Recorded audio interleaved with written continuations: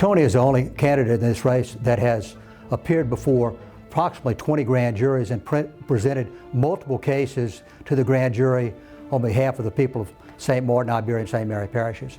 And most of the time, that involves having law enforcement come in with their investigation they've done in a particular case so that evidence can be presented to 12 regular ordinary citizens in our community, and they can make a decision about whether or not that evidence should warrant an indictment. And if an indictment is warranted, then Tony Saleme, as he's done over the last 23 years, would take that case and present it to a jury to try to get justice for the victim of that particular crime.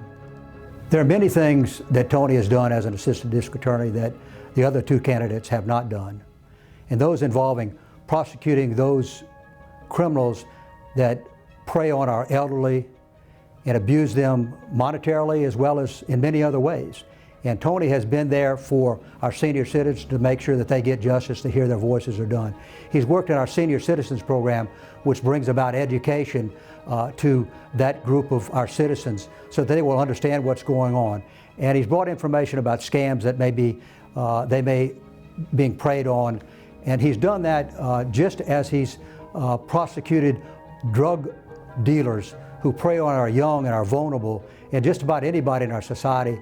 And that's resulted in them becoming addicted and becoming unable to work and provide for their families. And Tony has made sure that when there's really a drug dealer, that person needs to get the toughest penalty you can get.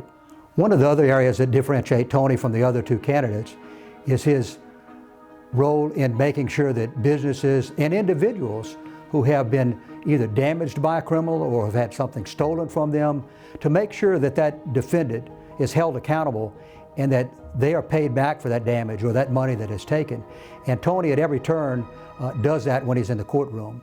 And I'm sure that as a judge, Tony will use every aspect of the law to make sure that victims of thefts and damages to their property are made whole if the law allows it.